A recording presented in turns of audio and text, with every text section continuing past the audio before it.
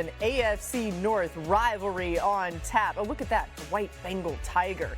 Couple of experienced quarterbacks, that's a nice way to say it, will be front and center in Cincinnati. Some news on the Bengals side to get to as well. We will get to that actually right now. Jeremy Fowler is in Cincinnati joining us now. Jeremy, the Bengals fans were hoping Trey Hendrickson will be out there tonight, but you just got some breaking news on his status. What do we need to know?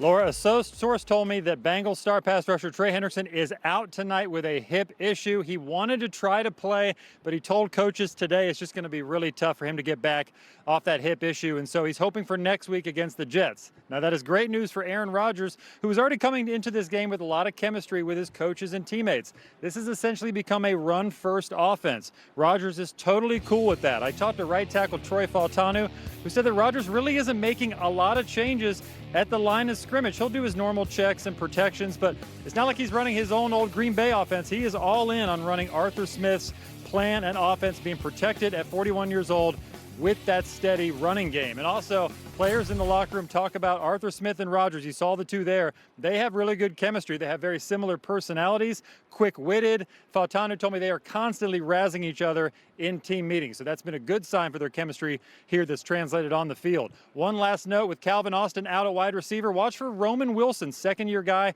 He could play a little bit more tonight. They're slowly trying to bring him along. All right, something to keep an eye out for sure. Thanks to Jeremy Fowler for the latest there. And Aaron Rodgers, he's been letting his receivers do the work this season. He's averaging a league low 5.3 air yards per attempt, nearly 3 yards under his career average. And he's getting more than 7 yards after the catch per completion, the most in the league. The Steelers, 142 yards after catch per game this season, leads the league. And look who we have here today. We got Teddy Bruschi joining us on Thursday NFL Live. It's so great to have you, Teddy. So many Super Bowl champions. We got a couple Super Bowl champions. Dan, so many, just two. Unless you got something to tell us we don't know about.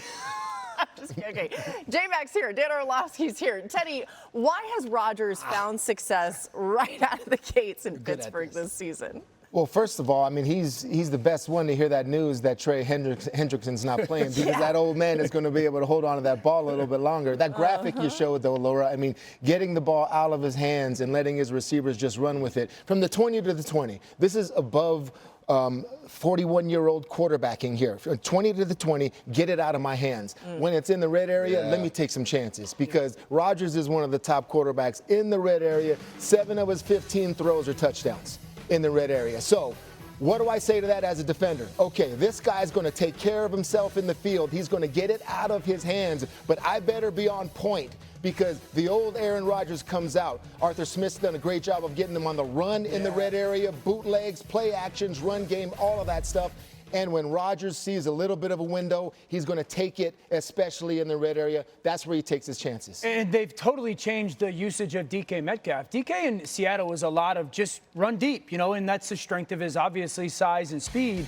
But they're giving it to him so much shorter route-wise. I mean, you look at the numbers, kind of comparison to what he's been in the past.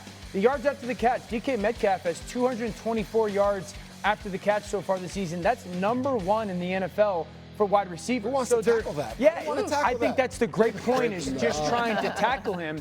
And then I think the benefit of this is Aaron doesn't get touched anymore. I mean, the last 4 weeks, he's been hit 4 times a game. And so it's smart, because the big question was, could you keep him healthy enough, not for September and October, but for back into November, December, and to so be there for every game. We're talking about a guy in the last month who's been hit 10 to 12 times. If they can keep that going, this is sustainable. Yeah, I love what both of you guys have said about Rodgers in the decision-making and getting the ball to his receivers. And when you talk specifically about DK Metcalf, the shorter passes, this past week against the Browns, we started to see it open up. We saw some of those deep shots along the sideline of DK Metcalf. And what I'm going to love to watch is him matched up with DJ Turner on the other side. DJ Turner hasn't gotten a lot of love as we're watching DK Metcalf go down the sideline. And when you're doing those short passes, you open it up to have those opportunities when he's singled up on the outside. DJ Turner last week matched Romeo Doubs, 4 pass breakups. He's matched up against Justin Jefferson. He's matched up throughout the course of this season. They feel like they found something with him. Jamison Williams, when they played against the Detroit Lions. To me, this is one to watch in the game tonight when you're looking to see, all right, DK Metcalf's going to be out there, where you're going to see DJ Turner on the opposite side of him, and he's a guy that's made plays for them on defense. If they're going to play Turner one-on-one, Aaron's just going to throw him the ball. I mean, that's kind of what their pass game. How many guys in the league can cover DK one-on-one? And then tackle him. Yeah. And then tackle him when he gets We the ball. win 50-50 of it. We watched Surtain do it last year when they played him, and he did a really good job of covering DK. You need a guy that has that size and that physicality, to your point, to be able to match him. We watched DK Metcalf in the run game punk some corners. Yeah. So you got to go out there and have the right mindset against him. Metcalf leads all wide receivers with 224 yards after the catch this season. Even if you thought you brought him down, he probably is still want no going. parts. All right, let's get some top stories in here now as we bring in Jeff Darlington. Jeff, what can you tell us about Puka Nacua? Yeah, well, some good news in terms of Puka Nacua's ankle injury, in that it doesn't feel like it's long-term. The bad news, it does feel like he's going to miss this upcoming game. He has not been ruled out. He's still considered day-to-day, but the Rams are traveling to London, make it all the more difficult for him to be able to play. I thought Sean McVay had a very good quote. He said there's a difference between return to play versus return to performance. You want to make sure that he's in a position to succeed. It feels like he's still a little bit of ways from making that return. Meanwhile, CeeDee Lamb does actually look like he is tracking toward a return to play. We don't know that for sure yet, but limited in practice. He was out there again today, so it is trending in that direction after missing the last 3 games. Again, we'll watch closely today. I think this will wind up going into the weekend, but it does feel like CD is tracking toward playing. Mike Evans, meanwhile, also looking like he could return to the field this weekend, which would be huge news for the Bucs. They are impressive considering the litany of injuries that have faced this wide receiver room. Emeka Egbuka, the latest to go down with a hamstring injury that will keep him sidelined. Chris Godwin also out. But Evans now able to make the return. Laura, the crazy thing about this is the Bucs, the best record in the NFC, have never had those 3 wide receivers on the field at the same time. If and when they do, man, dangerous team. Yeah, it does make you think about that, right? They were telling me that Mike Evans has been in all the meetings and everything this week, so a good sign. Baker Mayfield was just asked about how they've managed such a hot start without all their players.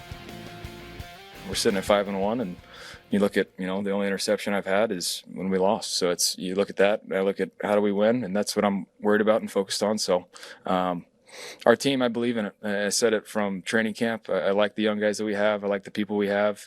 Obviously, it's never ideal when you're having to move people around all the time. Don't get me wrong, but nobody cares. Nobody feels bad for you. So you got to find a way to make it work. Just to cap it off a little bit of what's going on in Tampa is so abnormal in the NFL. They've had the most offensive line combinations in the league this year, yet 5-1. They have more guys than anybody in the NFL with 10-plus targets at pass catcher, tight end, running back, yet 5-1. That's unique to how successful they've been, because usually that happens and you lose. Yeah, new offensive coordinator, too. I mean, Josh Grizzard deserves credit, but it's Baker. Todd Bowles holds that all together. The mentality that he has is always calm. And then, of course, there's the intensity and everything else that is Baker Mayfield, of course. But to have that as the head coach, when you're in a team meeting room to see that, it does. I'm glad you said that. I don't know if Todd Bowles gets enough credit, too. A lot of us have focused on the whole Baker. organization doesn't. Right. Let's talk about this Monday Night Football matchup with the Lions. What's going to be the hardest thing for the Lions defense to contend with this Bucs offense? Even with all the injuries, I think it's one of the best 12 personnel gap run games in the league. 12 personnel, 1 back, 2 tight ends, and that gap stuff, the counters that they run, it's really good. And they could do it with their tight ends. They could do it with their offensive linemen. The different ways that they can get to that will present the challenge to Detroit.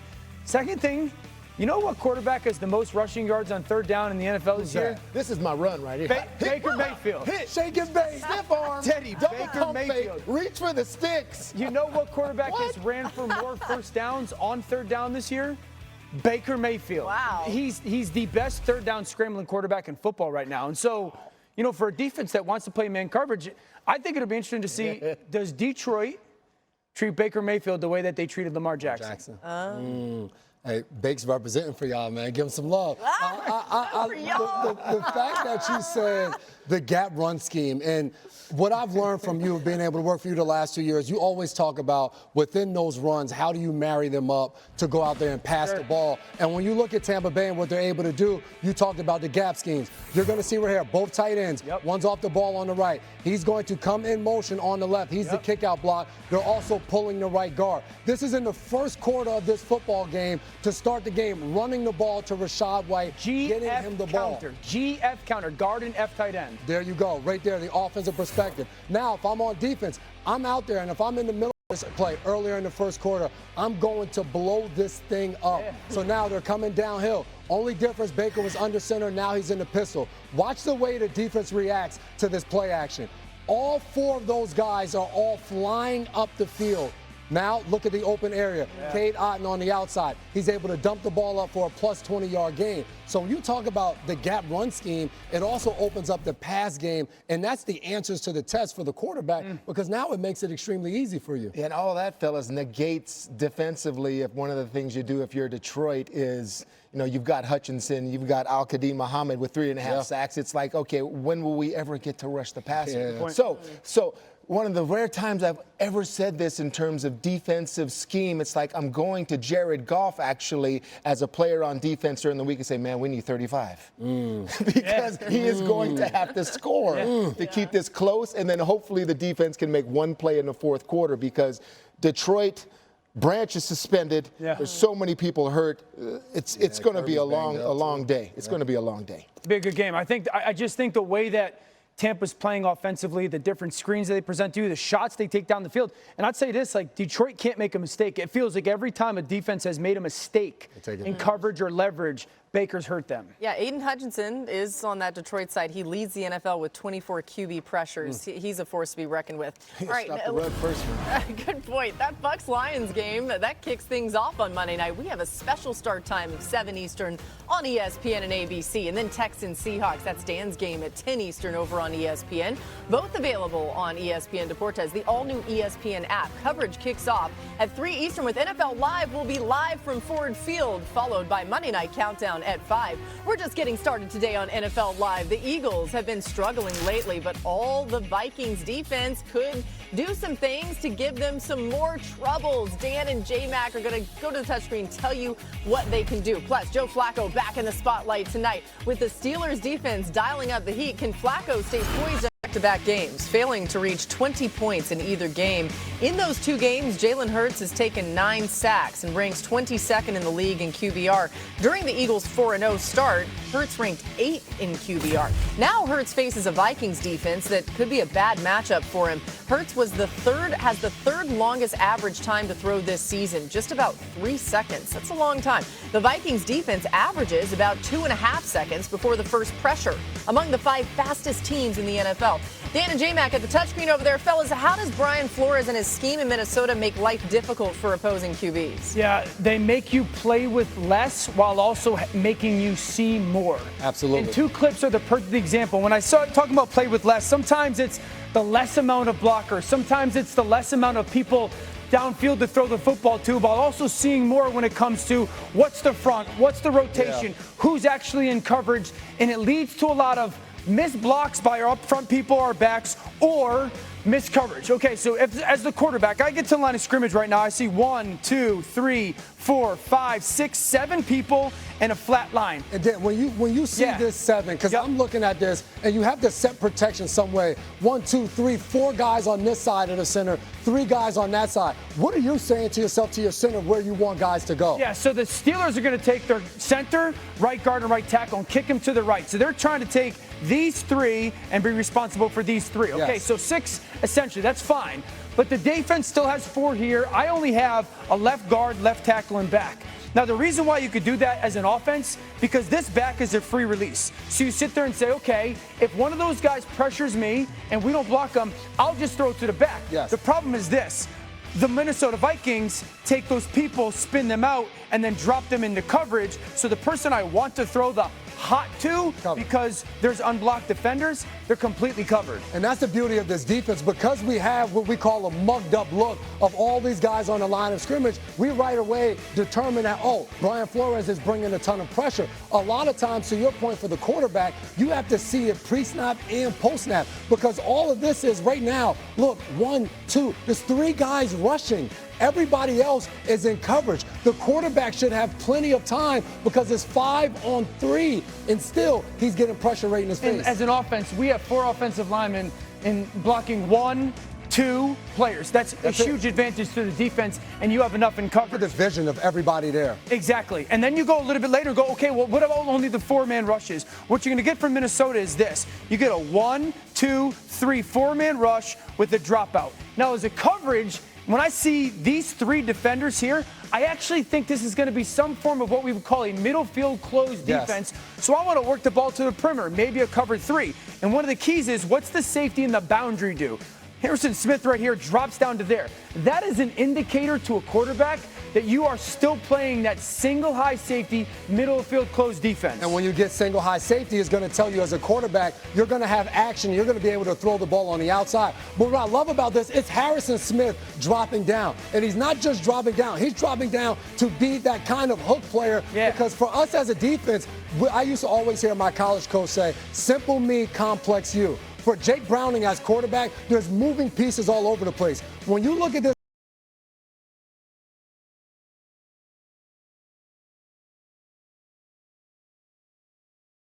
that have vision or hands to get on the football leads to that massive takeaway. best part about this play, the best athletes on the field are the cornerbacks. One of them get the ball in their hands, and Dan, I know you've seen this a lot. Watch what he does with it. He picks that ball up, and he takes it all the way back to the crib. Where was he playing last year? He was winning the Super Bowl with the Philadelphia Eagles. Somebody said online that, hey, they wanted him back. He just chose to leave. He wrote a laughing emoji, said, I'll see you guys this week. And that's true, and this is why it matters. If Philadelphia can't run the football, they struggle mightily with those fire zone pressures. Ooh, goodness. Okay, let's get Teddy in here. That's fascinating, you guys. Let's talk personnel. How important are the types of players? You saw one of them there that need to be there to pull off what Brian Flores is trying to do with this system and scheme. Yeah, word J-Mac used in that presentation, which was great, was complex. And this is a complex scheme that needs smart players that know how to do multiple things, and the Minnesota Vikings defense has them. I'm going to show you a chart where 3 of their top tacklers in terms of what they do. We're talking Joshua Metellus, we're talking Ivan Pace, and you're talking Eric Wilson. Look at their pre-snap locations. Do you have any clue where they're going to be? A safety at linebacker, a linebacker over at a defensive end spot. What this looks like is chaos a lot of times, and I'm telling you, these players don't even know what they're doing sometimes. I'm going to show you a couple plays here that really illustrate the fact that how fun it can be to play in a defense like this where you can be complex, but also you need some help sometimes, because here's Eric Wilson and Ivan Pace, and they're moving around, and Pace is going to go to the end of the line of scrimmage. Harrison Smith says, no, that's mine.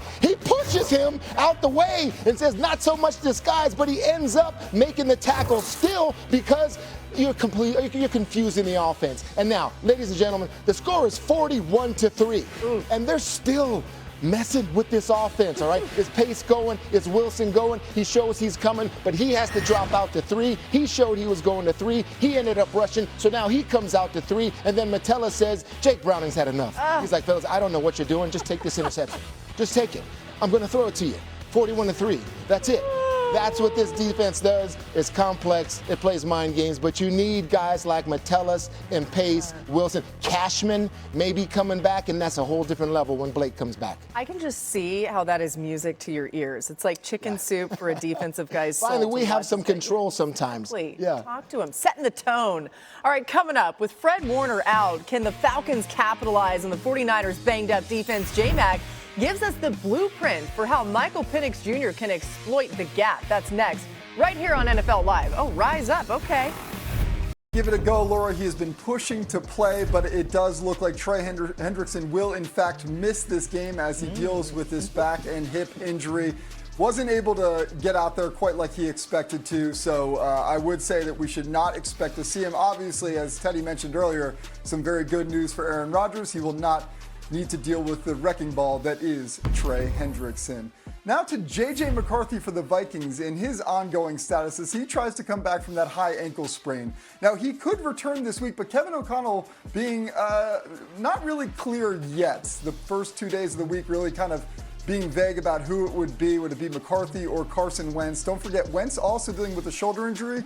I would look toward this, though. Wentz is a full participant in practice. McCarthy is limited at this point. It does look like Wentz is trending that direction.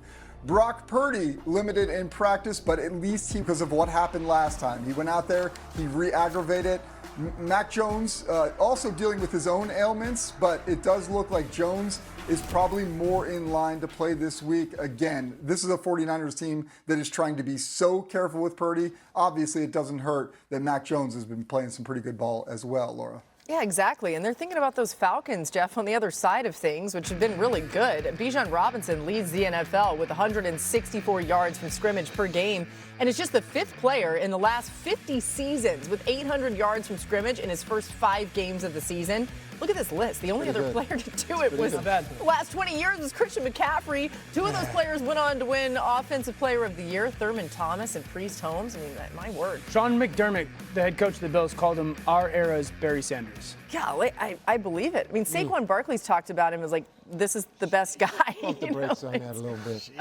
Teddy's not buying it yet? Well, Well, at least Sean McDermott said it, not Dan Orlovsky. That'll get attached to me, trust me. Right. Dan, why will this run game Yeah. be so difficult for the 49ers to handle this week? Yeah, it's not just the 49ers. I really think from this point on moving forward for the NFC, if you can't handle this outside zone, you're going to struggle to slow this offense and really to beat this Atlanta Falcons team. Couple examples. One, this is a defense when you're doing it well. And I think number one is, like, you better set the outside edge, and then you better set the next level edge. And I think both Rousseau and Ed Oliver do a good job. That cutback lane, it's a problem. This is the 81-yarder. And I would sit there and go, well, oh, great, they set the edge, right? Defensively, they forced the ball back inside. But there it goes to that backside gap responsibility and commitment.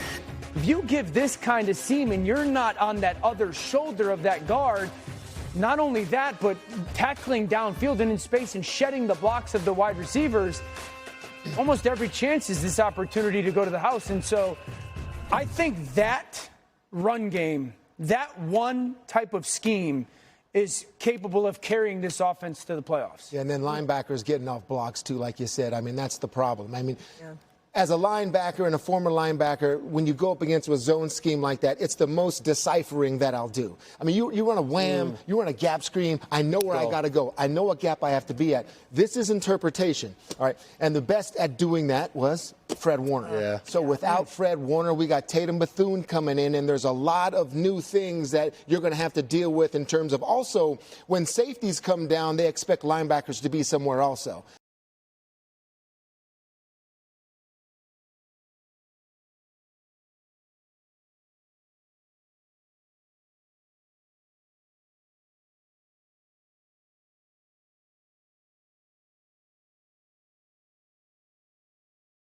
So you're darn right. Be there to make the tackle, so I don't have to make the interpretation that where is that going to hit? Because basically what you're doing is you're playing running back without the ball. So I'm just looking at a picture and I'm seeing holes, and if it's backside, I got to get there too as a linebacker. It's going to be very tough without Fred Warner to stop this game. As I look at those 2 videos, those 2 pictures that you showed on those 2 plays, the thing that the offense wants for the defense is we want to get you to go sideways. Right. When I'm playing defense, as much as I'm going sideways, to Teddy's point, as a linebacker, I have no idea what gap Bijan is going to choose.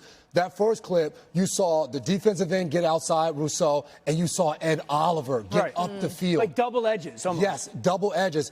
When you have your defensive linemen, defensive tackles, and they're going sideways, but the end is setting the edge, it still opens up the gaps on the inside. You need somebody internally to penetrate and get vertical to force the running back off his course. He can't just run in a straight line, press, and cut. He now has to bubble. He has to do something different that allows a Teddy Bruschi to run downhill and now go make the tackle. Let me ask you a question, because I was pretty critical of this pistol zone scheme a couple weeks ago.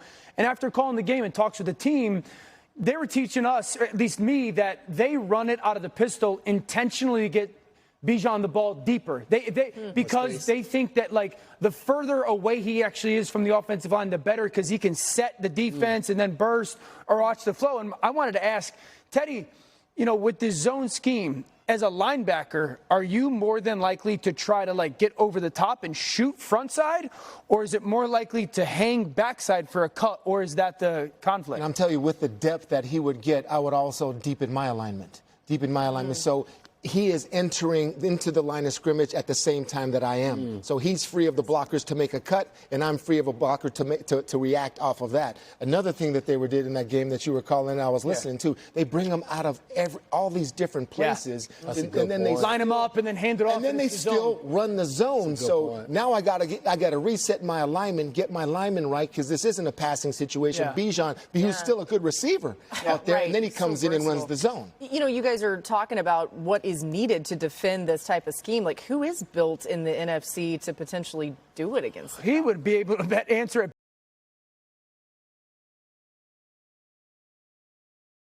better than me. Like, I think you got to have a person set the edge on a consistent basis. Because, again, Atlanta was saying, you know, they like actually when that Bijan tries to gain the corner. Like, I've always been around the outside zones. Like, you press the corner and cut it. Yeah. And so, like, I think you got to be really good at setting the edge. I think you got to have secondary people that are good and willing to tackle.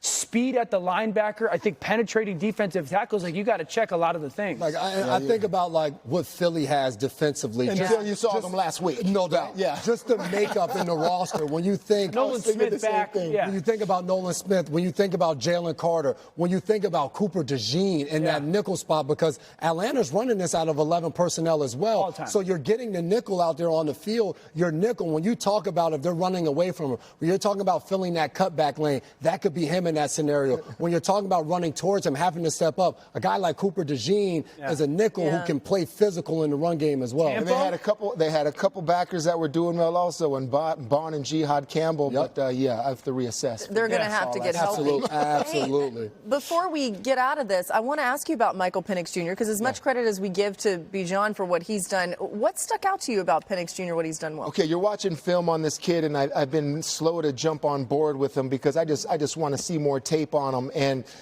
when you're watching the film defensively, your eyes sort of get more interested in the fourth quarter. This has been the best quarterback in terms of QBR in the fourth quarter. The number one QBR in the fourth quarter is Michael Penix. He hasn't had an overthrow or an underthrow in this quarter. So all of them have been on target. So now, there have been pass breakups, yes, but the balls are still on target. So as a defender, you know this kid is a gamer. Once the fourth quarter comes around, if I'm in coverage in a good position, the ball's going to be there. Yeah, I do have a chance to make a play, but also receivers on the other side got to have a great amount of confidence thinking, if I'm hoping he's going to be accurate and I'm going to play well. Very impressed by Michael Penix in the fourth quarter. Their coaching staff talks about how much they love his personality that's very kind of laid back and reserved. That's probably something that helps him in that fourth quarter. It's also this. Drake London is one of the, if not the best slot receivers in football. How many guys can line up against 6'3", 210 pounds in, you know, basketball frame? I think that's an advantage as well. DBs, They've been waiting on him. Penix comes out in the fourth quarter, baby. Right, I love that. They've been waiting on him. Penix comes out in the fourth quarter. I love that you said that. So good. Hey, you know who else has been really good in a small sample size, but still, Jackson Dart. He's fresh off leading his team to an upset win over the Eagles. Can he keep that momentum going against Denver's defense? Well, Teddy is going to explain how. Thune coming in.